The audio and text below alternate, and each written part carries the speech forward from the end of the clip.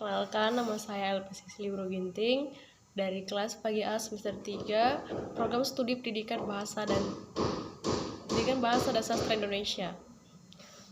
Yang saya hormati Ibu dosen pengampu mata kuliah penulisan silabus dan RPP dan teman-teman yang saya banggakan.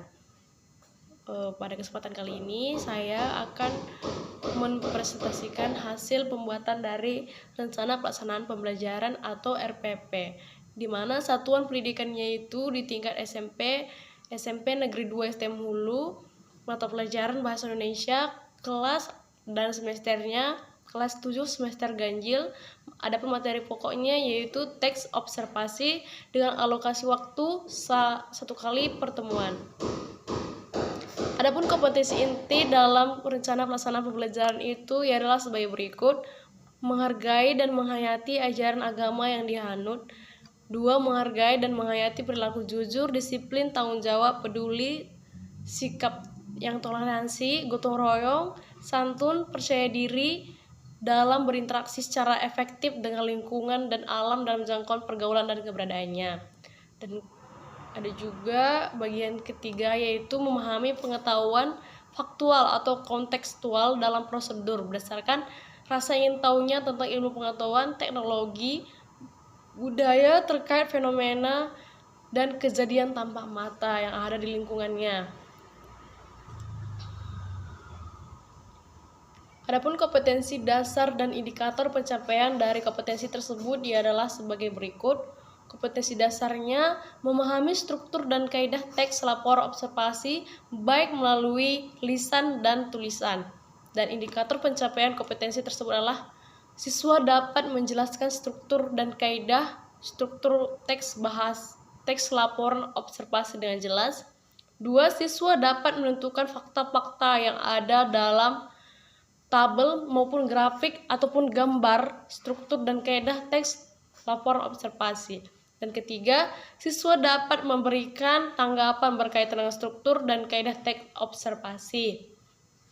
Dari rencana pelaksanaan pembelajaran juga mempunyai tujuan, di mana tujuan tersebut adalah secara berdiskusi siswa dapat menjelaskan dan pemahamannya tentang struktur, kaidah dan teks laporan hasil observasi.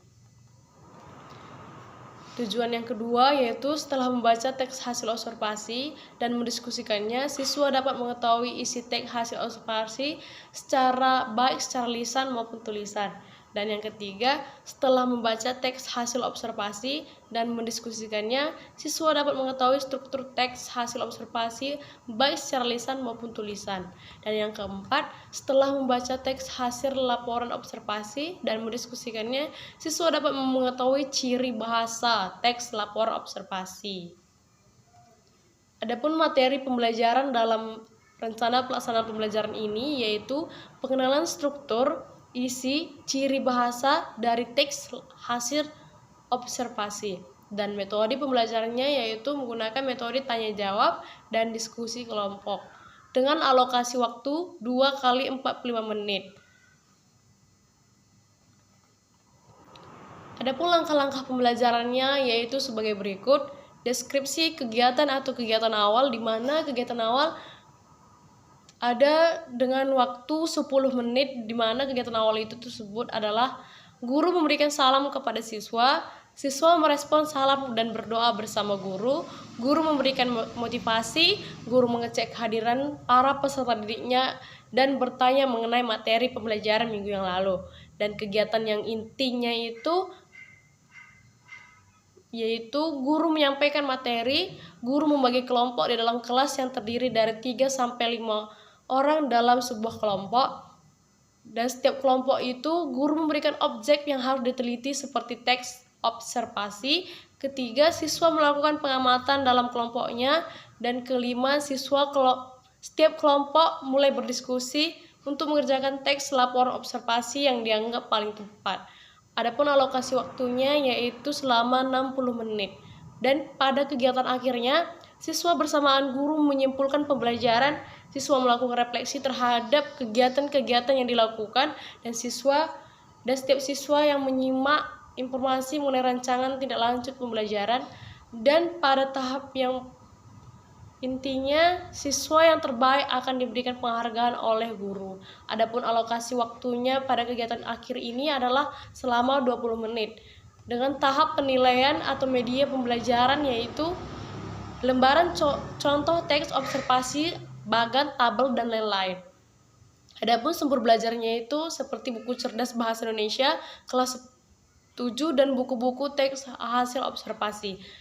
Adapun penilaian hasil observasi yaitu seperti indikator pembelajaran, tekniknya, dan bentuknya. Indikator pembelajaran itu seperti menjelaskan kembali ciri-ciri artikel berdasarkan isi, struktur, dan bahasanya. Yaitu tekniknya seperti lisan dan tertulis. Sedangkan ada juga membuat konvensi atau gabungan gubahan dari eksposisi ke dalam bentuk artikel atau dalam teks laporan observasi, di mana tekniknya itu harus tertulis. Oke, sekianlah hasil dari pemaparan mengenai rencana pelaksanaan pembelajaran RPP pada tingkat satuan SMP di SMP Negeri 2 STM Hulu. Terima kasih.